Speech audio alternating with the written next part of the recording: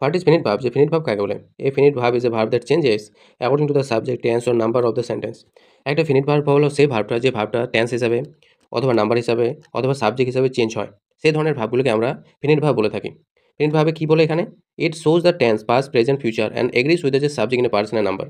Actually যে finite ভার্বটা দেখে আমরা বুঝতে পারবো যে এটা কোন টেন্সে আছে এবং সাবজেক্ট এবং বাকি যে নাম্বার থাকে ওর সঙ্গে এটা তাল মিলিয়ে চলে। যেমন উদাহরণ আছে, এক্সাম্পলে কি আছে? সি গোজ টু স্কুল, যেমন এখানে সি আছে থার্ড পার্সন, তাই এখানে গোসের সঙ্গে ইএস যুক্ত হয়ে গেল, এটা প্রেজেন্ট টেন্সে আছে। আবার এখানে দে গো টু স্কুল, এটা হচ্ছে যে দে আছে, অনেকজন আছে, প্লুরাল ফর্ম আছে, তাই আবার এটা গো হয়ে গেল, চেঞ্জ হয়ে গেল আলাদা করে, এটাও প্রেজেন্ট টেন্সে আছে।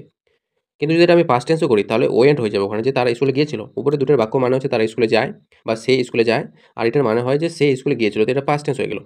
তো এই বাক্যগুলো কি আছে? গোস, গো, ওয়েন্ট, এই যে গো ভাবটা আছে এটা চেঞ্জ হইতেই আছে সাবজেক্ট হিসাবে অথবা টেন্স হিসাবে, তাই এই ভাবটা হলো একটা ফিনিট ভার্ব। তাহলে এবার what is non finite verb? যে নন ফিনিট ভার্ব কাকে বলে?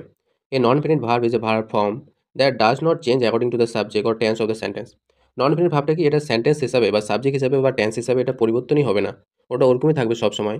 তো এই ধরনের যে ভাবগুলো যেটা পরিবর্তন হয় না, ওই ধরনেরই থাকে, তাদেরকে বলা হয় নন ফিনিট ভার্ব।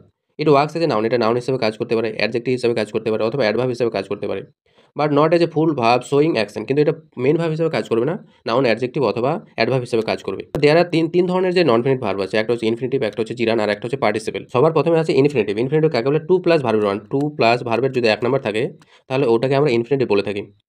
এটা কি বলছে? এক লাইকে নাউন, এটা নাউনের মতো কাজ করে, অ্যাডজেক্টিভের মতো কাজ করতে পারে অথবা অ্যাডভার্বের মতো কাজ করতে পারে। যেমন এখানে উদাহরণ বলছে আই ওয়ান্ট টু স্লিপ, এই যে টু স্লিপ, টু এর পরে ভার্বের এক নাম্বার আছে, তো এটা একটা ইনফিনিটিভ। তারপর যেখানে টু হেল্প আছে, এটা একটা ইনফিনিটিভ। এখানে আছে টু স্টাডি, এটা একটা ইনফিনিটিভ। এখানে কি হচ্ছে? আই ওয়ান্ট, আমি চাই, কি চাই? টু স্লিপ, ঘুমাতে চাই। তো ঘুমানোটা এখানে যেমন যদি বলি আই ওয়ান্ট টয়, আমি টয় চাই, তো এরকম টু স্লিপটা এখানে একটা নাউনের মতো মনে হচ্ছে, তাই এটা নাউনকে বোঝাচ্ছে এখানে। পরেরটাতে বলছে কি সি ইজ রেডি, এই যে রেডি এটা অ্যাডজেক্টিভ আছে, কিসের জন্য রেডি? হেল্প করতে, তো এটা হচ্ছে অ্যাডজেক্টিভ মডিফায়ার হিসেবে ইনফিনিটিভ কাজ করছে। থার্ড ফর্মটাতে বলছে, ৩ নাম্বারটাতে বলছে হি কেম টু স্টাডি, সে পড়াশোনা করতে এসেছে।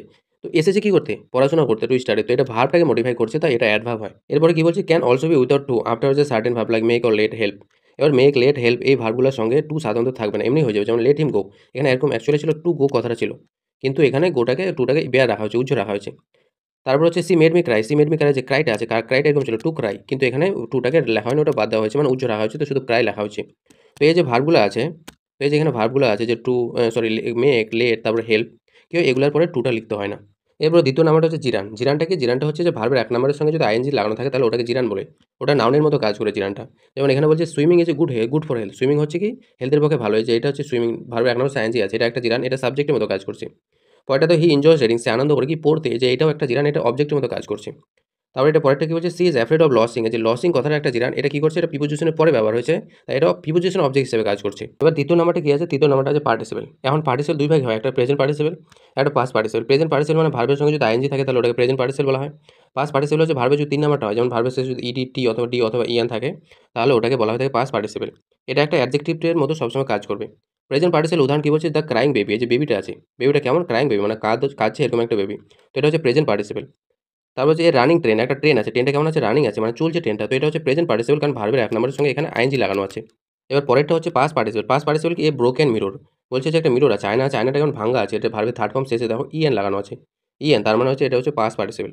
পরে যেটা ইনজিওর্ড বয়, বয়টা আছে, বয়টা একটা নাউন, এবার ওটা কেমন আছে? বয়টা ইনজিওর্ড আছে, যে ক্ষতিগ্রস্ত বা আঘাত পাওয়া বয়, তো এখানে শেষে ইডি লাগানো আছে, মানে এটা ভার্বের ৩ নাম্বার আছে আর শেষে ইডি আছে, তার মানে এখানে ইনজিওর্ডটা কি হবে? এখানে পাস্ট পার্টিসিপল হবে। এবার নন ফিনিট ভার্ব থেকে কিছু প্র্যাকটিস হবে, যে ওয়ান নাম্বারটা কি বলছে? Identify the non finite verb in the sentence, এই সেন্টেন্সের মধ্যে নন ফিনিট ভার্ব কোনটা আছে? নন ফিনিট ভার্ব যে টু বিকাম, এটা ইনফিনিটিভ আছে, তো টু বিকামটা হবে আনসার। ওকে, এটা পরেরটা 2 নাম্বারটা বলছে which of the following contains a gerund. Gerund কোথায় আছে? জিরান হচ্ছে ভার্বের এক নাম্বার হচ্ছে আইএনজি, ওটা নাউন হিসেবে ব্যবহার হয়, যে এখানে আছে, সিঙ্গিংটা হবে, তো ওই সেন্টেন্সটা হবে জিরান। থার্ড নাম্বারটা আছে which type of the non finite verb in this sentence, এই সেন্টেন্সের মধ্যে কী ধরনের নন ফিনিট ভার্ব আছে? এই যে এখানে ব্রোকেন উইন্ডো, উইন্ডোটা ব্রোকেন আছে, তো এটা আছে তোমার পাস্ট পার্টিসিপল, এই যে পাস্ট পার্টিসিপল।